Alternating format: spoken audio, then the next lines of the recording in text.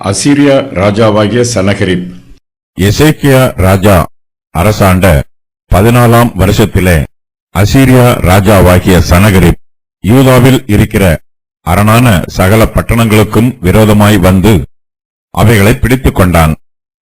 அப்பொழுது அசீரியா ராஜா லாகீசிலிருந்து ரப்சாக்கேயை பெரிய சேனையோட எருசலேமுக்கு எசேக்கியா ராஜாவினிடத்தில் அனுப்பினான். அவன் வந்து வண்ணார் துறையின் வழியில் உள்ள மேல்குளத்து சாலகத்தண்டையிலே நின்றான்.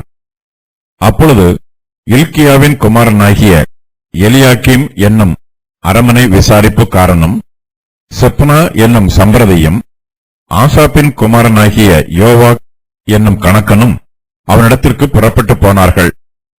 ரப்சாக்கே அவர்களை நோக்கி, அசீரியா ராஜாவாகிய மகா ராஜாவானவர் உரைக்கிறதும் நீங்கள் எசேக்கியாவுக்கு சொல்ல வேண்டியதும் என்னவென்றால், நீ நம்பியிருக்கிற இந்த நம்பிக்கை என்ன? யுத்தத்துக்கு மந்திராலோசனையும் வல்லமையும் உண்டு என்று சொல்லுகிறாயே, அது வாய்ப்பேச்சே அன்றி வேறல்ல.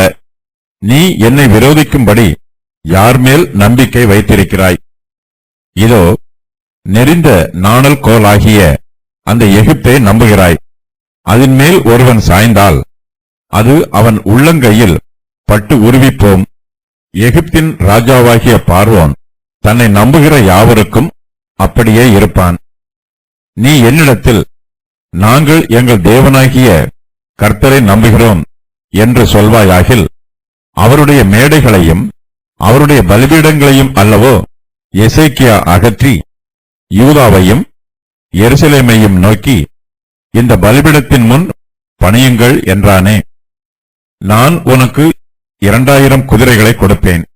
நீ அவைகள் மேல் ஏறத்தக்கவர்களை சம்பாதிக்க கூடுமானால் அசீரியா ராஜாவாகிய என் ஆண்டவனோட சபதம் கூறு. கூறாதே போனால் நீ என் ஆண்டவனுடைய ஊழியக்காரரில் ஒரே ஒரு சிறிய தலைவனுடைய முகத்தை எப்படி திருப்புவாய்? ரதங்களோடு குதிரை வீரரும் வருவார்கள் என்று எகிப்தையா நம்புகிறாய்?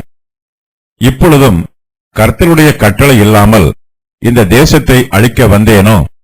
இந்த தேசத்துக்கு விரோதமாய் போய் அதை அழித்து போடு என்று கர்த்தர் என்னோட சொன்னாரே என்று சொன்னான்.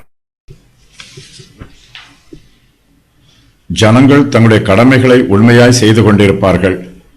ஆனாலும் அவர்களுக்கும் சில பிரச்சனைகள் வரும். தங்களுடைய கடமைகளை செய்ய முடியாதவாறு அவர்களுக்கு சில தடைகளும் இன்னல்களும் வரும். நம்முடைய கடமைகளை நாம் சரியாக செய்தாலும், நம்முடைய வேலைகளில் நாம் உண்மை உள்ளவர்களாய் இருந்தாலும், நமக்கு இடைஞ்சல்களும் தடைகளும் இடையூறுகளும் வரும்போது ஆச்சரியப்படக்கூடாது. நம்முடைய கடமைகளை இன்னும் நன்றாக செய்வதற்காகவே கர்த்தர் நமக்கு தடைகளையும் இடையூறுகளையும் அனுமதிக்கிறார் என்று விசுவாசிக்க வேண்டும். நமக்கு எத்தனை தடைகள் வந்தாலும் கர்த்தர் நமக்கு நியமித்திருக்கிற பாதையை விட்டு விலகி போய்விடக்கூடாது. கர்த்தர் நம்மை நம்பி ஒப்புக் கொடுத்திருக்கிற ஊழியத்தை நிறுத்திவிடவும் கூடாது. தடைகளையும் இடையூறுகளையும் பார்த்து சோர்ந்து போய்விடக்கூடாது. நமக்கு நியமிக்கப்பட்டிருக்கிற கடமைகளை செய்யாமல் சும்மா இருந்துவிடக்கூடாது. நமக்கு தடைகளும் இடையூறுகளும் வந்தாலும் அவையெல்லாம் நம்முடைய நன்மைக்காகவே வருகிறது என்று விசுவாசிக்க வேண்டும். நம்முடைய வேலைகளை நேர்த்தியாயும் பூரணமாயும் செய்வதற்கு பிரயாசப்பட வேண்டும். சத்துருக்கள் நம்மை பயமுறுத்த முயற்சி பண்ணுவார்கள். நாம் கர்த்தரிடத்தில் நம்பிக்கை வைத்திருப்பதை ஏளனம் பண்ணுவார்கள். நம்முடைய விசுவாசத்தை அசைத்து பார்ப்பார்கள். பேசியே ஜெயித்து விடலாம் என்று கற்பனை பண்ணுவார்கள். கர்த்தருடைய ஜனமாகிய நாமோ நம்முடைய விசுவாசத்தில் உறுதியாய் நிலைத்திருக்க வேண்டும். சத்துருவின் பயமுறுத்துகிற வார்த்தைகளை கேட்டு பயந்து விடக்கூடாது. நாம் கர்த்தருடைய பலத்த கரத்திற்குள் இருக்கிறோம். கர்த்தருடைய சித்தம் இல்லாமல், அவருடைய அனுமதி இல்லாமல் நமக்கு ஒன்றும் நேரிடாது. நம்முடைய காலங்கள் கர்த்தருடைய கரங்களில் பாதுகாப்பாய் இருக்கிறது. ஏசாயா இங்கு எழுதுகிற சம்பவம் எசேக்கியா ராஜா யூதா தேசத்தை அரசாண்ட 14ஆம் வருஷத்திலே நடைபெற்றது. அப்போது அசீரியா ராஜாவாகிய சனகரிப் யூதாவில் இருக்கிற அரணான சகல பட்டணங்களுக்கும் விரோதமாய் வந்து அவைகளை பிடித்து கொண்டான். அப்பொழுது அசீரியா ராஜா லாகீசில் இருந்து ரப்சாக்கேயை பெரிய சேனையோட எருசலேமுக்கு எசேக்கியா ராஜாவினிடத்தில் அனுப்பினான்.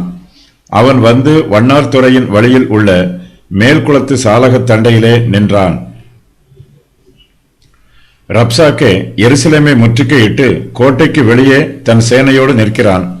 எசேக்கியா ராஜாவோ ரப்சாக்கேயை பார்க்கவே பயப்படுகிறான். தனக்கு நம்பிக்கையான மனுஷரை அவனிடத்திற்கு அனுப்புகிறான். அப்பொழுது இல்கியாவின் குமாரனாகிய எலியாக்கீம் என்னும் அரமனை விசாரிப்புக்காரனும் செப்னா என்னும் சம்பிரதியும் ஆசாப்பின் குமாரனாகிய யோவாக் என்னும் கணக்கனும் அவனிடத்திற்கு புறப்பட்டு போனார்கள். ரப்சாக்கே தூஷணமான வார்த்தைகளை பேசுகிறான். இஸ்ரவேலின் பரிசுத்தரை தூஷிக்கிறான். எசேக்கியா ராஜாவை தூஷிக்கிறான். யூதா ஜனங்களை தூஷிக்கிறான். எருசலேம் ஜனங்களால் அசீரியருக்கு எதிர்த்து நிற்க முடியவில்லை. ரப்சாக்கேயோ நிந்தையான வார்த்தைகளை பேசி கர்த்தருடைய ஜனங்களை அவமானப்படுத்துகிறான், அவர்களை பயமுறுத்துகிறான். ரப்சாக்கேயைப் போல நமக்கு விரோதமாகவும் சத்துருக்கள் எழும்புவார்கள். தூஷணமான வார்த்தைகளை பேசுவார்கள், தங்களை பெருமைப்படுத்துவார்கள். நாம் எந்த சூழ்நிலையில் இருந்தாலும் சத்துரு நம்முடைய ஆத்மாவை அழித்து போட அனுமதிக்க கூடாது. நம்முடைய நம்பிக்கை கர்த்தர் மீது உறுதியாய் இருக்க வேண்டும். பரிசுத்த ஆவியானவர் நம்மை ஆளுகை செய்வதற்கு ஒப்புக் கொடுக்க வேண்டும்.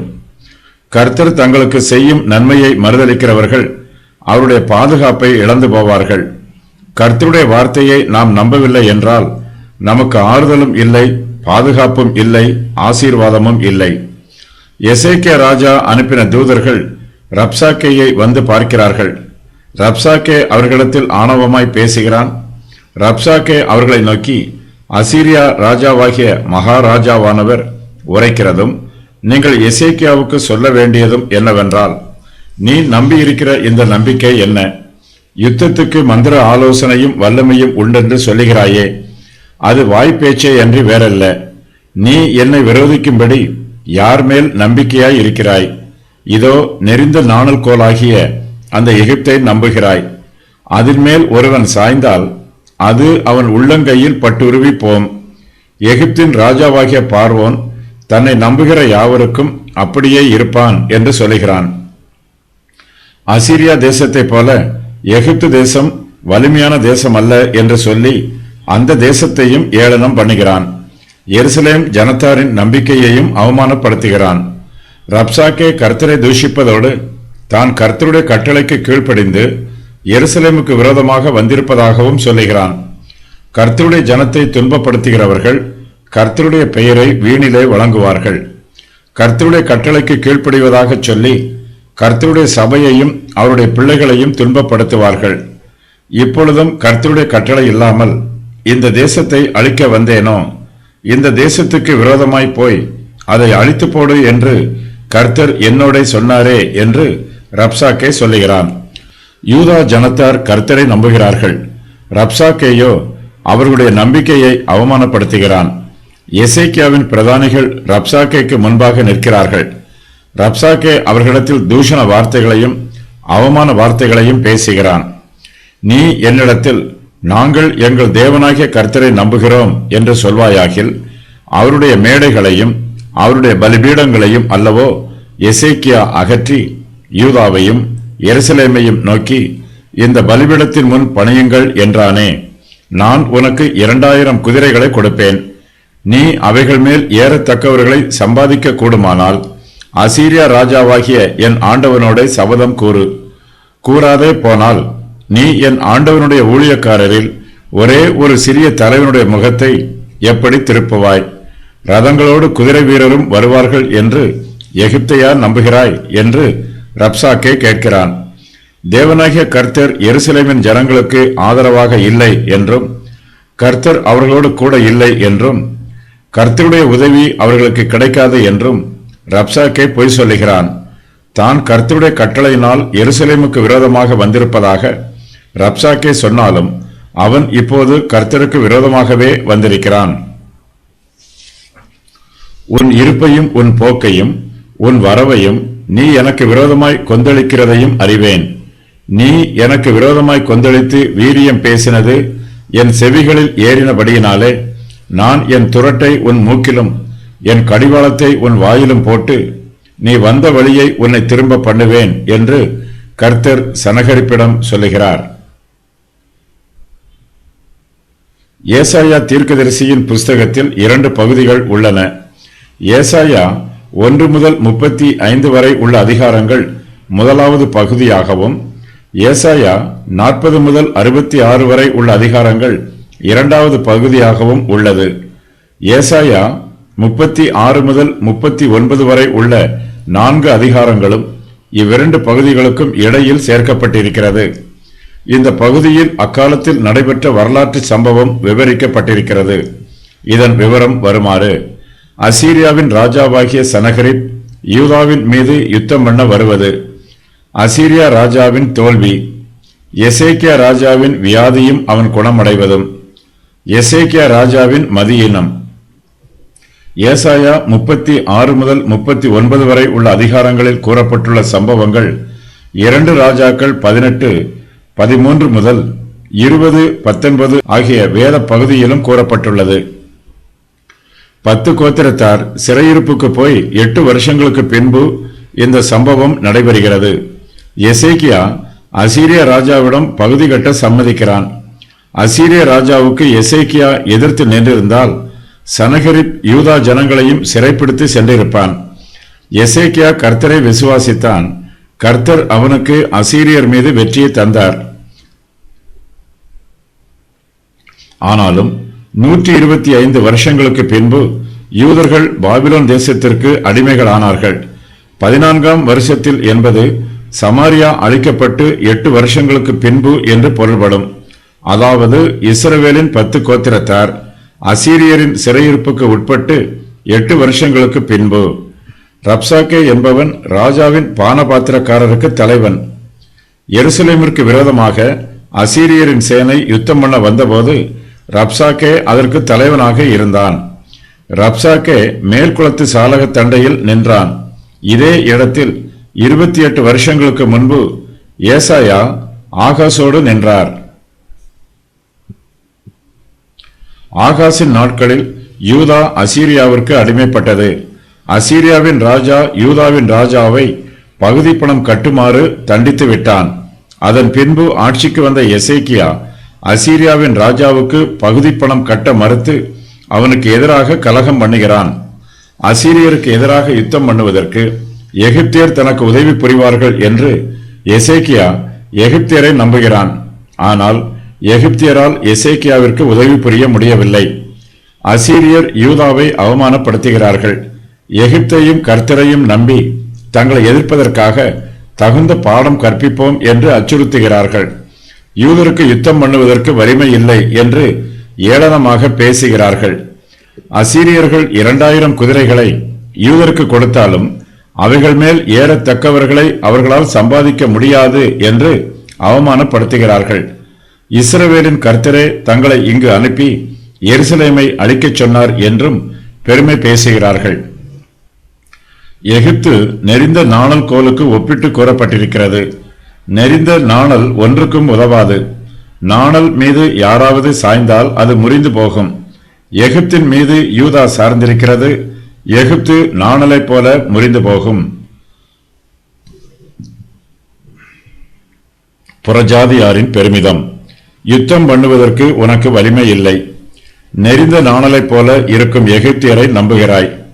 யூதாவை அழித்து போடுமாறு கர்த்தர் என்னோடு சொன்னார்.